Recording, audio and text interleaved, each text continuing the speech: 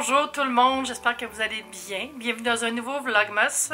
On est mardi, je pense, et là, il est quand même tard. Il est 1h45, j'avais beaucoup de travail ce matin, fait que j'ai clenché ça. Après-midi, j'ai encore du travail, il faut que je fasse des photos pour une campagne. Mais je vais faire ça et quand même vlogger à travers tout ça. Il faut que je fasse 3 photos pour des stories, puis filmer un reel pour Ancestry, qui est une trousse de test ADN pour savoir qui on est. Ça va être le fun. Il fait vraiment noir, fait que je vais attendre qu'il fasse plus clair pour filmer le fameux tour de mon coin café en détail.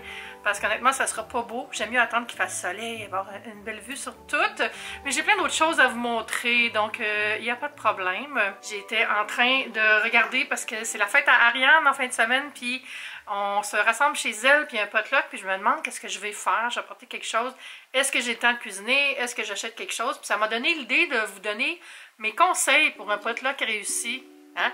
Si vous ne savez pas c'est quoi, si vous n'êtes pas québécois, un potluck, c'est quand tout le monde amène un plat, puis on partage, on fait comme un buffet commun.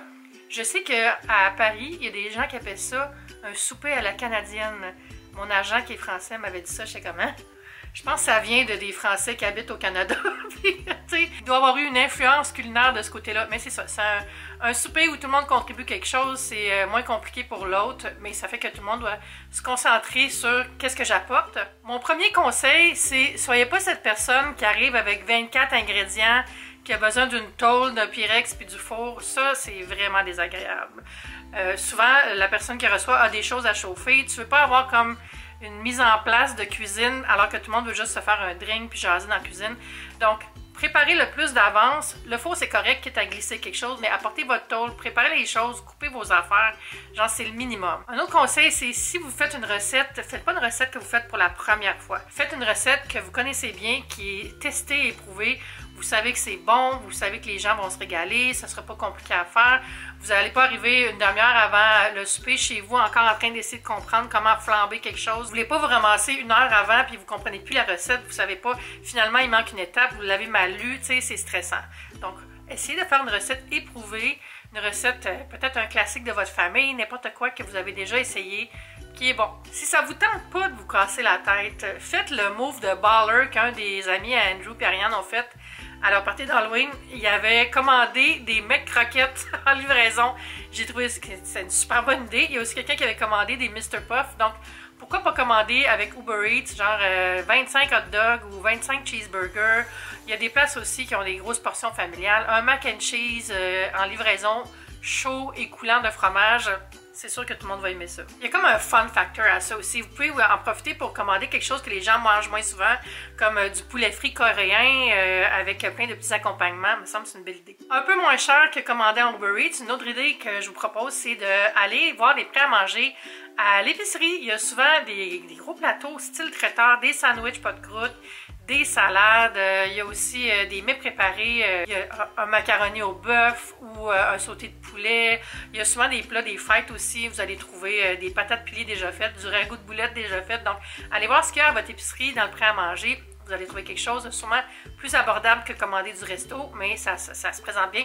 Puis si ça vous tente de garder ça secret, c'est de vos affaires, vous pouvez mettre ça dans un plat de service, puis mettre ça sur la table, puis dire « c'est moi qui l'ai fait ». Si vous ne voulez pas cuisiner, c'est toujours possible d'offrir à l'autre d'apporter des verres, d'apporter des serviettes en papier, d'apporter quelque chose de plus, ou juste dire « regarde, moi je vais être la personne qui va faire toute la vaisselle », tu sais, quelque chose qui va offrir une aide, un soutien à l'organisation de la soirée, mais sans que vous ayez à cuisiner ou à trop dépenser. Parce que ça se peut que vous n'ayez pas les moyens, c'est correct, là, vous pouvez peut-être pas préparer quelque chose pour 25 personnes. Il n'y a pas de honte à ça, mais essayez d'offrir du soutien à la soirée, d'offrir votre aide d'une autre façon. Quand la personne organise le souper, souvent ce qui va arriver, c'est que les gens vont dire ce qu'ils apportent. Ils vont dire, moi j'amène un brie chaud, moi j'amène des croustilles avec des trempettes, moi j'amène des fromages. Donc si vous dites j'apporte X, arrivez pas avec quelque chose de complètement différent. Si vous dites que vous amenez de la charcuterie puis des fromages, arrivez pas avec un gâteau parce que souvent on va essayer d'équilibrer puis qu'il y ait des choses à manger pour le plat principal puis des desserts. Donc souvent les gens vont être trop dernière minute. Finalement, ils attrapent de quoi de rapide puis ils amènent même pas ce qu'ils avaient dit. Donc essayez de garder quand même le même registre. T'sais. Soyez pas cette personne qui va faire un go hype autour de sa trempette 5 étages. J'en ai ma super trempette à 7 étages avec des nachos maison. Puis là, finalement, vous arrivez avec 2 sacs de croustilles puis de la trempette du commerce, c'est un petit peu turn off. Donc, dites pas que vous allez amener un gros plat si vous ne l'avez même pas testé, vous savez pas si ça va être bon, puis vous allez choquer dernière minute. Soyez pas cette personne-là. Puis aussi, si vous êtes justement une des personnes qui amène un des plats principaux puis que vous ne pouvez pas y aller, essayez de le dire d'avance. Je sais que c'est rendu tellement facile de choquer, là, puis j'ai déjà été coupable de ça moi-même, là, mais annulez pas dernière minute pour un potluck quand vous êtes une des personnes qui amène un des plats principaux. C'est super plate. Puis aussi, annulez pas tout court. Tu sais, si on organise une soirée entre amis avec plein de nourriture, tout ça, j'ai vu ça sur TikTok, du monde qui faisait des Friendsgiving, là, des soirées entre amis pour le Thanksgiving, qui s'organisaient à 15, puis 4 personnes venaient, là, c'est comme vraiment décevant, genre les 4 personnes qui arrivent avec leur plat, puis finalement, t'as juste des patates douces, des patates pilées, puis 4 sortes de patates, parce que c'est les 4 personnes qui avaient les patates qui se sont pointées. Finalement, si vous êtes l'autre, justement, quand vous organisez, essayez d'avoir un mix salé, sucré, plats principaux, dessert, boissons alcoolisées, boissons non alcoolisées. C'est pas tout le monde qui boit de l'alcool. Essayez de garder ça pour qu'il y ait du choix pour tout le monde. Et bien sûr, toujours demander s'il y a des gens qui ont des intolérances, des allergies, tout ça, pour pas que les gens se ramassent à manger, mettons, un plat végétarien, que finalement, il y a quelque chose avec du gluten dedans, puis là, lui, il est allergique au gluten, tu sais. Faut pas, c'est pas le temps d'avoir des impairs alimentaires quand tout le monde veut juste faire la fête. Puis ça, c'est mes petits conseils. J'avais pensé commencer avec ça. J'aime ça vous donner quelque chose d'utile pour le temps des fêtes, pour commencer. Dans le Lush, aujourd'hui, j'ai un exfoliant pour la douche à l'orange, puis je vais aller le mettre dans la douche tout de suite. Ça va être merveilleux, ça, pour un petit scrub à scrub. Et la bougie Moon Day d'aujourd'hui dans mon calendrier de l'Avent, c'est muffin au bleuet. Ça sent vraiment la pâtisserie. On dirait que j'ai le goût de mettre du beurre dessus. Je suis en plein emballage de cadeaux. J'ai toujours pas trouvé mes rubans. C'est vraiment comme... Je sais pas sont où. Peut-être que je les ai même pas sortis de la boîte de rangement, mais j'ai regardé mon guide, puis ils sont plus dans la liste. J'ai une liste avec tout ce qu'il y a dans chaque boîte. C'est numéroté, c'est full organisé. Puis quand je sors quelque chose, je l'enlève. Là, je ne trouve plus. Fait que je suis sûre que je l'ai mis quelque part dans mon bureau, mais où? Puis là, mademoiselle Kiki, elle a été malade. Je suis sûre que c'est parce qu'elle mange le maudit sapin. Fait que je vais me faire une genre de solution maison avec de l'huile essentielle d'agrumes, tu sais, genre orange, citron. Puis je vais mettre ça avec un peu d'eau, puis je vais asperger le bas du sapin parce que ça n'a pas de sens. Je peux pas l'empêcher la nuit, là. Elle y va, puis elle est comme... Noum, noum, noum. J'ai vu des restes de table par terre. Regardez ça, voyez-vous? La coquine. Hey! C'est sûr que c'est pour ça qu'elle était malade, là. J'ai acheté une machine pour nettoyer. Je suis comme entre deux sapins. C'est le nom de mon podcast de Noël. Je me préparais à aller porter le recyclage. C'est comme ma dernière tâche ménagère qui me reste à faire aujourd'hui. Puis j'ai reçu un super beau coffret que je voulais vous montrer comme idée cadeau pour les gens qui ont de la barbe. Et c'est le kit de soins pour la barbe de ProRaso. ProRaso Firenze. Et là-dedans, on a une huile à barbe et un shampoing. Et ça, c'est une belle idée pour maintenir sa barbe, la garder propre, la garder belle, la garder hydratée. C'est tellement plus beau quand les poils de la barbe sont comme enrichis avec une huile ou quelque chose comme ça, plutôt que juste raide, puis laver avec du savon ou laver avec le body wash des fois, là. Faut pas faire ça. Fait que c'est ça, c'est un beau petit kit qui est disponible en pharmacie. ProRaso, j'ai déjà utilisé leurs produits parce qu'ils ont aussi des mousses à raser, des rasoirs, tout ça. Donc j'ai déjà utilisé sur mes jambes. Dans le temps, j'avais des poils sur les jambes. Puis c'est ça, un beau petit kit pour offrir à la personne de votre vie qui a une barbe. Je vais l'ouvrir pour vous montrer. Donc ça vient comme ça dans une boîte vraiment élégante, je trouve. Et à l'intérieur, on a les deux produits qui sont dans leur emballage, soit le shampoing et l'huile. Puis ça, mon Dieu, ça sent bon. Ça sent bon à travers le produit, on dirait que ça se peut pas. Je trouve que ça se glisse bien sur le sapin. Si tu sais que si quelqu'un a une barbe, c'est le genre de cadeau qui fait plaisir. Donc, je vous recommande fortement cette marque italienne. C'est une marque qui existe depuis 1948, c'est fou. Mais ça paraît aussi, je trouve que le look est un peu old school. Sinon, j'ai reçu ma boîte Lush Kitchen de décembre. Elle est là, elle est arrivée. J'aime tellement ça, là. Merci à Lush qui m'offre à chaque mois de découvrir la boîte Lush Kitchen. Si vous ne savez pas c'est quoi, Lush Kitchen, c'est pas des produits alimentaires. C'est que c'est une section de Lush qui développe des produits plus uniques, qui sont pas distribués à grande échelle, tout ça. Et la boîte, je vous l'ai déjà expliqué, c'est une boîte d'abonnement. On peut la commander du 1er au 5 du mois. Ça coûte 49 $, je crois, et on a de 4 à 5, 6 produits environ.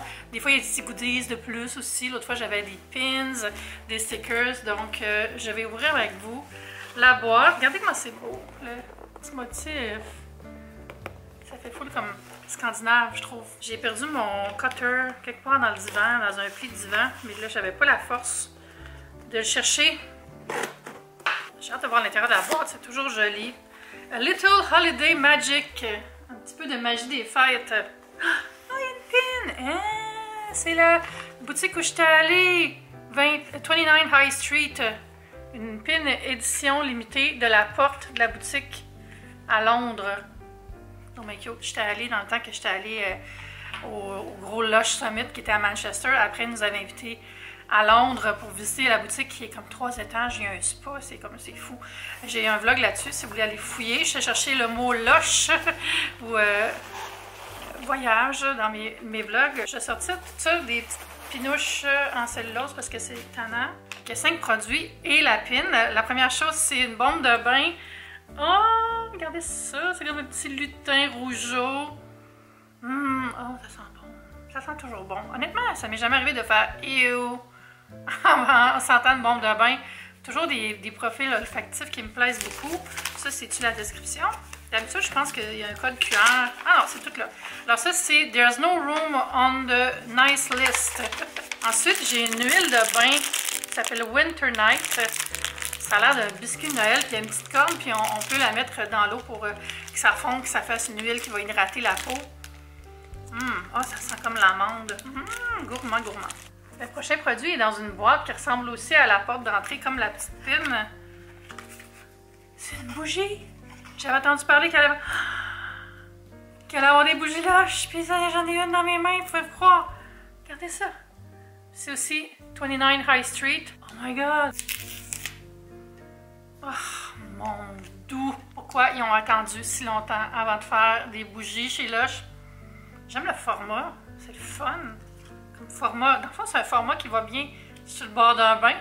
C'est concept. Ça, c'est fait en Angleterre. Les autres produits que je vous ai montrés sont faits au Canada à date. Bravo. Ça aussi, ça vient de UK. Puis d'après moi, ça va être un parfum. La dernière fois, dans une petite bouteille comme ça, une petite boîte, c'est-à-dire la boîte noire, c'était un parfum. Oui, c'est le parfum 29 High Street. C'est vraiment la thématique avec l'adresse de chez Lush. Pour être focus, s'il te plaît. C'est vraiment la thématique de chez Lush. Je vais juste sentir comme ça. Je vais pas le... Je vais en mettre comme ça. Ça sent bon. Ça sent la même chose que la chandelle. Oh, wow! Puis la dernière chose, c'est un gel douche qui miroite. Il s'appelle Happy Holidays. Regardez ça, la couleur. Ouh, c'est trop beau. Et ça dit que c'est cerise et chocolat. Donc ça va être un peu comme les petites cerises de Noël. L'onaise trempée dans le chocolat, j'aime tellement ça. C'est vraiment une belle boîte, ça. Ça fait une belle idée cadeau aussi. C'est sûr que c'est mensuel. Peut-être que vous pouvez l'offrir quelques mois à quelqu'un, mais il va falloir que vous pensiez d'aller renouveler. Je pense pas qu'on peut s'abonner pour un an. Genre, je pense que c'est vraiment mois par mois. Mais juste un mois, c'est déjà un beau cadeau, je trouve. Là, il m'arrive une affaire plate. J'essaie de ne pas parler d'affaires plates dans le Vlogmas parce que je veux que ça soit le fun. Mais vous savez, mon histoire de dents dans mon implant, ici, j'ai eu 2 implants. Le premier a pété. Puis là, 1 an plus tard, j'ai réussi d'en avoir un autre. Puis avoir enfin ma dent. Puis là, environ 3 semaines, je mangeais un pita, puis j'ai tiré dessus, puis ça a fait un bruit qu'il ne devrait pas avoir. Ça fait clac. Puis j'étais comme... Ça va l'air correct si je touchais, là, j'étais comme, oh mon Dieu. Puis là, je me disais, faut que je prenne rendez-vous pour un nettoyage anyway, fait que je verrai là. Mais là, tantôt, il y a un petit morceau de quelque chose qui est descendu, qui est super accrochant, genre. Je pense que c'est un morceau de l'implant qui a cassé puis qui est descendu à travers ma gencive ou je sais pas quoi. Mais ça a l'air quand même, tu sais, je dirais pas qu'elle est solide présentement, ma dent, là, c'est pas optimal. Mais c'est pas comme la dernière fois, quand je l'avais perdue, elle était tombée, là. J'avais juste le pic, là. Fait que, en tout cas, j'ai appelé au dentiste, puis il va me voir jeudi, dans 2 jours. Fait que j'espère vraiment qu'il va pouvoir arranger ça, puis que c'est mineur, là, que c'est juste un petit morceau de céramique qui a cassé ou quelque chose. Là. Ben, je me dis, si c'était plus grave, elle serait tombée avant, mais en même temps, je veux pas prendre pour acquis que je suis pas partie pour un autre cauchemar. Si elle tombe encore, je ne fais pas faire un implant. Là. Ça va être un pont ou je sais pas quoi. Là, j'ai déjà donné, là. J'ai pas l'intention de passer un autre 6 mois qu'une dent qui me manque, c'est too much. Je me suis fait les ongles tantôt, ça a fait du bien, ça m'a permis de me reposer un peu, puis de déstresser un peu, puis d'avoir des beaux ongles. J'avais comme commencé à chipper. Juste une main, juste cette main-là qui chip. L'autre, on dirait que si j'agresse rien, si je gratte rien, si je bouge pas ma main, c'est pas si pire. Ça reste quand même plus longtemps que je pensais, même si c'est un vernis à ongles vegan, be kind, là. Bien contente, mais je les garde la même couleur parce que je me dis, vu que je filme d'avance, je vais être raccord. Faut penser à ces affaires-là. Hein. Il est rendu 7h30 en passant. J'ai travaillé toute la sainte journée. J'ai beaucoup de choses à faire. Là. Cette semaine, c'est une semaine un peu stressante. Mais pas stressante dans le sens d'inquiétante, mais il y a beaucoup de balles dans les airs. puis il faut que je jongle comme il faut, tu sais, fait que faut que je me concentre. Mais j'ai signé un autre contrat aujourd'hui, fait que aïe, l'année 2022 va avoir été vraiment forte, parce que je fais du crunch à crunch avec les petits popcorn de maïs. Mais ouais, je suis comme vraiment contente, ça finit bien l'année. C'est le fun, c'est quelque chose plus en santé, fait que ça me tente full, quelque chose aussi pour une bonne cause, fait que ça me fait plaisir d'embarquer dans ce projet-là. Demain, il faut que je fasse la fin de Ancestry. J'ai pas tout fait aujourd'hui parce qu'il faisait trop noir. Fait que j'ai fait les photos, mais j'ai pas fait la vidéo. Fait que ça va être demain, c'est pas plus grave que ça. Fait que ça va être tout pour le vlogmas d'aujourd'hui parce que je vais aller relaxer, puis je vais plus avoir à penser à la filmer. Mais j'ai eu bien du fun à jaser avec vous aujourd'hui. J'espère que c'est la même chose pour vous, que ça vous avez du plaisir. N'oubliez pas de vous abonner à ma chaîne, ça me fait vraiment, vraiment plaisir quand vous vous abonnez. Puis à mes médias sociaux aussi. On se dit à bientôt, on se dit à demain pour une autre vidéo. Bye!